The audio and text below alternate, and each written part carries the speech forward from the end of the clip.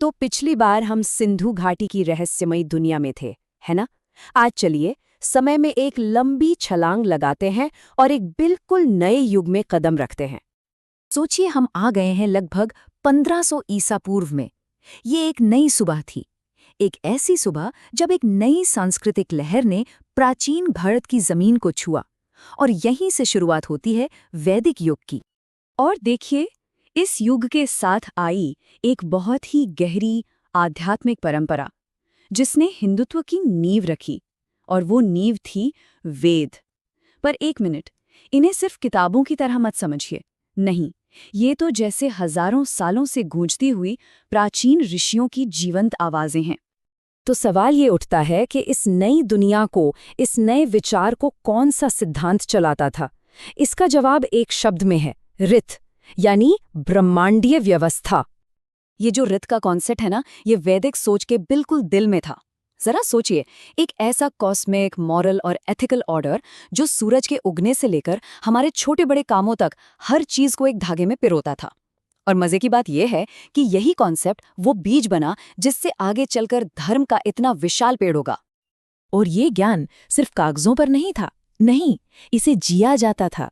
ये एक जीती जागती परंपरा थी जो गुरुओं से शिष्यों तक पीढ़ी दर पीढ़ी सिर्फ जुबानी तौर पर पहुंचती थी। वेदों के भजन वो सिर्फ शब्द नहीं थे, वो तो सचमुच में एक उभरती हुई सभ्यता की धड़कन थे।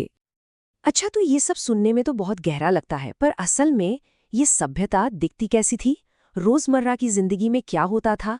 चलिए, इसी को समझने के लिए वैदिक जीवन के दो सबसे जरूरी पिलर्स को देखते हैं, वेद और यज्ञ। देखिए, वेद कोई एक किताब नहीं है, ये 4 पवित्र ग्रंथों का कलेक्शन है। सबसे पहले ऋग्वेद, इसमें देवताओं की तारीफ में लिखे गए भजन हैं। फिर है सामवेद, जिसमें उन्हीं भजनों को संगीत में ढाला गया है। यजुर्वेद में यज्ञ और अनुष्ठान करने के सारे नियम और प्रार्थनाएं हैं। और आखिर में आता है अथर्ववेद, जिसमें रोजमर्रा की जिंदगी के लिए मंत्र और काफी गहरे दार्शनिक विचार भी मिलते हैं। और फिर आता है यज्ञ, जो वैदिक जीवन का एकदम सेंटर पॉइंट था।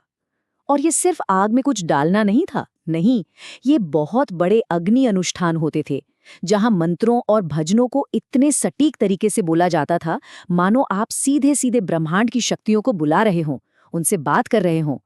एक तरह से ये कॉस्मॉस के साथ डायरेक्ट कम्युनिकेशन था।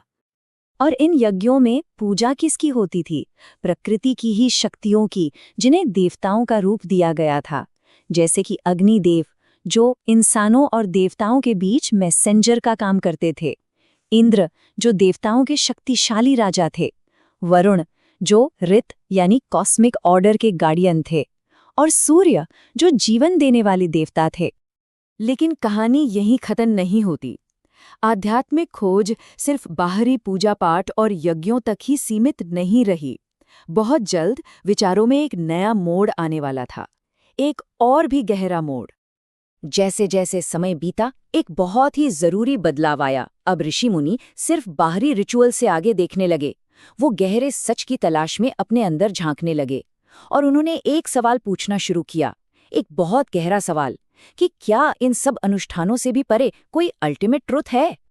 और बस वैदिक युग की यही आध्यात्मिक समझ और ये यज्ञ की परंपराएं, इन्होंने ही उस विशाल इमारत की नींव रखी जिसे हम आज हिंदू विचार कहते हैं।